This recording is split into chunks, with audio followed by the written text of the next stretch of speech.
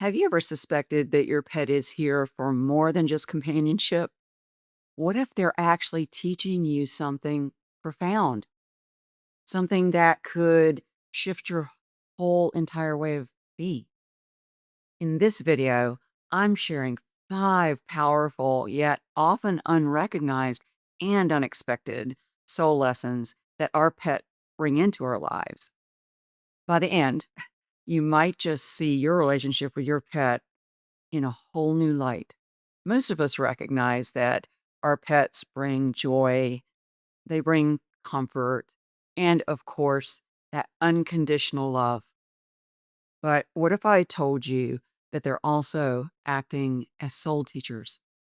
They're guiding us in ways we don't even realize through their presence, their behaviors, and even challenges that they bring into our lives. In my years of working with animals and people and living with them as well, I've seen these deeper lessons unfold time and time again. And today I want to share what those most unexpected yet powerful soul lessons your pet may be teaching you are. Ones you may not even know about. So, lesson number one, the power of energetic communication.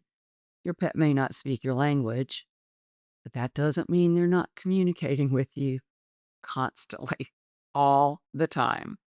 In fact, they may be teaching you how to listen in an entirely different way, to deeper listening. Have you ever had a moment where your pet just knew how you were feeling without you even saying a word to anybody or to your pet? That's because animals operate on an energetic level. They pick up on your emotions, your thoughts, and even the things you don't express out loud. I cannot tell you the number of clients who are completely surprised that their pets have been listening in on their emotions and on their thoughts and even conversations. Yes, our conversations. They read energy behind our words. They're showing us that communication isn't just about words, it's so much more. It's about energy, presence, and intention. If we pay attention, we can start to understand their messages to us, not just through body language, but through a deeper energetic connection. Have you ever experienced a moment where your pet seemed to completely understand something before you even said it? Lesson two, sacred boundaries. Newsflash. Not all pets are endlessly affectionate or eager to please. And that's actually one of their greatest teachings. Some pets come into our lives to teach us the power of boundaries.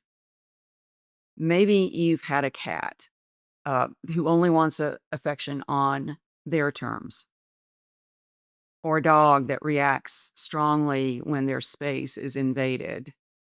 Ollie, a little feral dog who came to me years ago, wouldn't allow anyone to touch him. And one day he told me, "I can see you better over there." I got the message. Some animals are naturally independent, and while that may frustrate us at times, it's actually a profound lesson.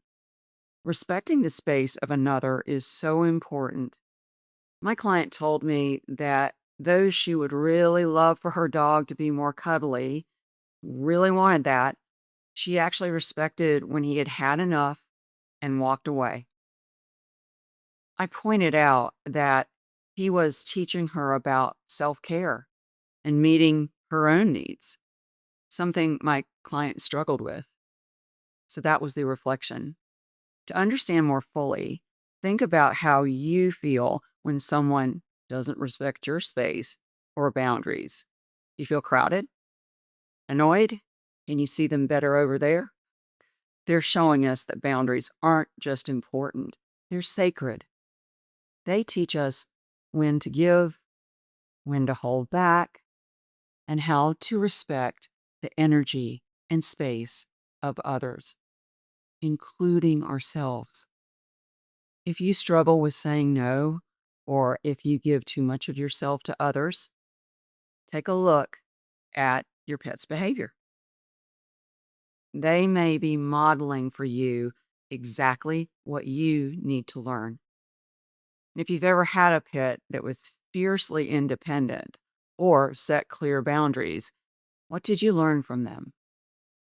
Let me know in the comments. Lesson 3, mirroring our shadows. All right, so what if I told you that your pet is reflecting back to you the very things that you need to heal? I know you may not have thought of this before, but it's actually one of the most powerful ways that animals help us grow by helping us be, well, more self aware. Have you ever noticed that your pet seems to pick up on your energy, on your emotions? Maybe when you're stressed, they act a little differently, or they hear your tone of voice and they change their behavior. Or maybe they have habits or fears that strangely resemble your own. This isn't a coincidence.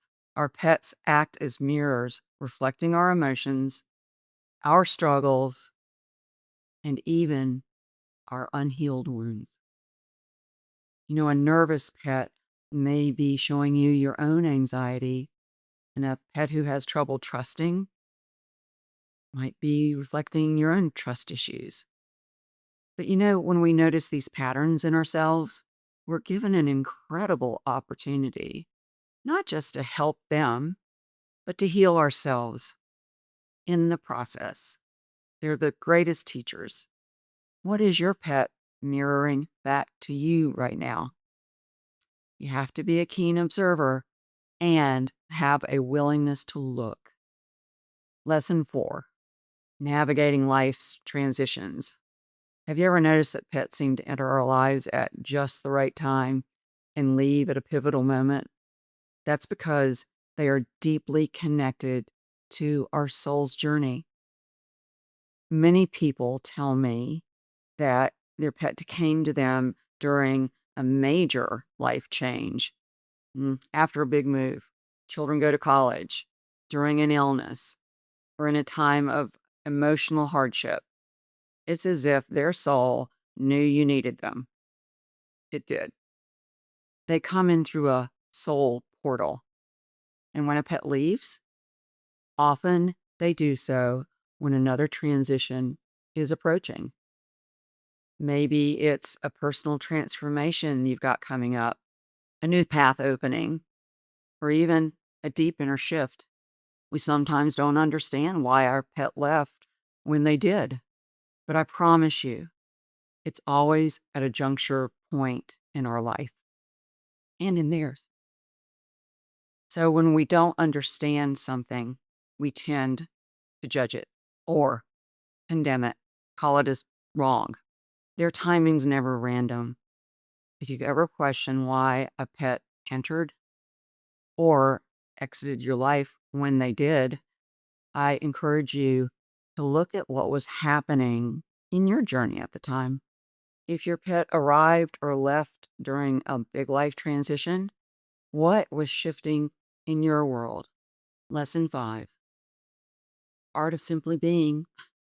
In a world that constantly tells us to do more, achieve more, and be more productive, our pets teach us one of the greatest lessons of all, the art of simply being.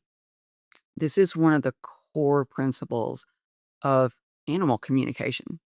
Think about how often we rush through life. We don't even notice we get from point A to point B, constantly planning our next step. Meanwhile, our pets are just being, always in the moment. They don't worry about past or stress about the future. No, we've got that handled. They exist fully in the present. They remind us that being is just as valuable as doing, that rest and play and presence are just as important as action. One time, a young girl named Rachel stayed with me. She was 19, confident, I'd say probably overly confident, and had grown up around animals all her life.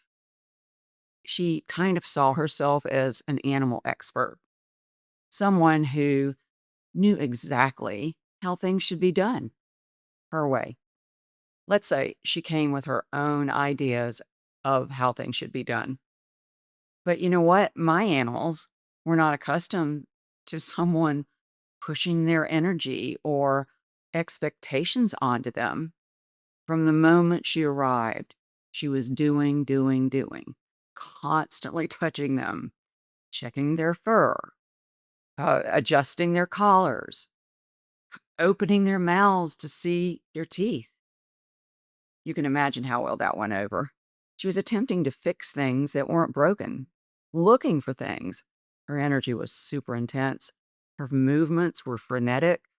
And while she meant well, some of the more sensitive animals literally pulled away and would not have anything to do with her.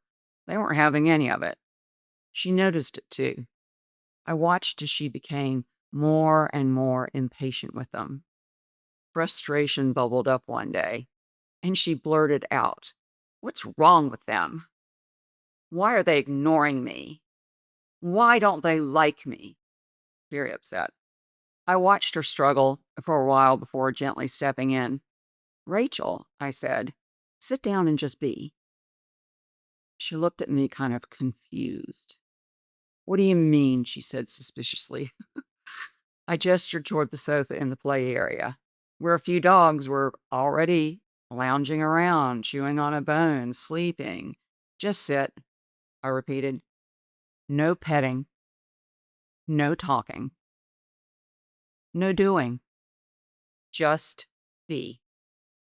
She hesitated, crossing her arms. But," she said. "Just try," I said with a small smile. "Twiddle your thumbs if you have to." She rolled her eyes and puffed, but sat down, pretty stiffly, I might add.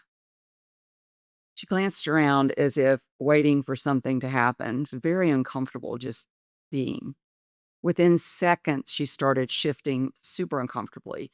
"This is weird," she said. "I feel like I'm being punished." I simply held up a finger to my lips. "Shh. Just continue doing nothing."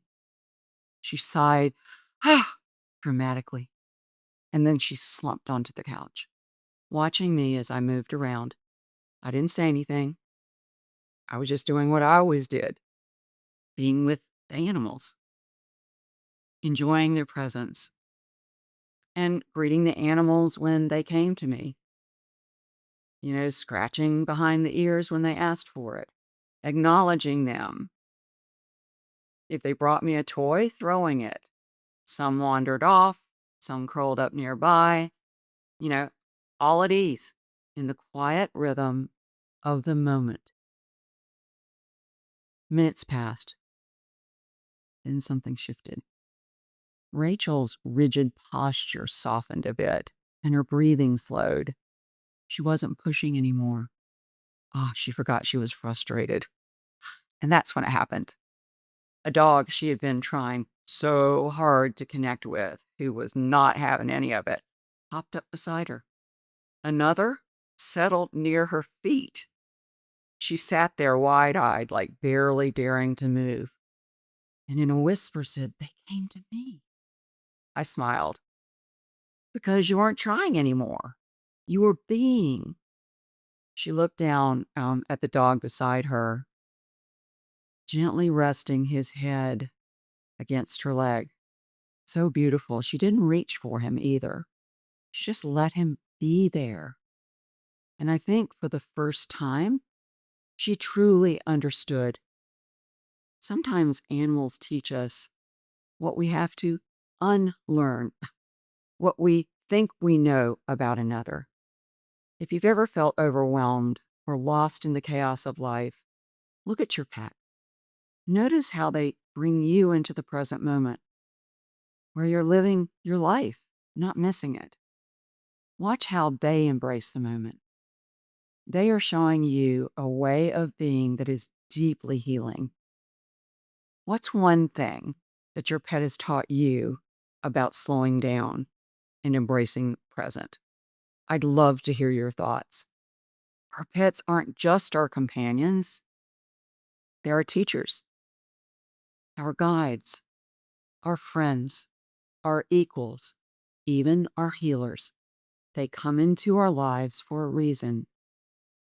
And if we listen closely, we can discover the soul lessons they're here to share.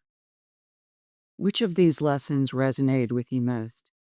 Let me know in the comments. And if you found this video helpful, be sure to like, subscribe, and please share it with someone who needs to hear this message. And if you want to continue exploring the deep, powerful connections we share with our animals, make sure you're signed up for my newsletter at TamiHendrix.com. I hope you join me next week because I have even more messages from the animals to share. Hey everyone, thanks for watching. If you like this video, I'll be exploring this topic more on my next free live event, April 30th, right here on YouTube. We'll dive in a little deeper with live volunteers and audience comments. Click the link in the description to be notified. I'd love to see you there.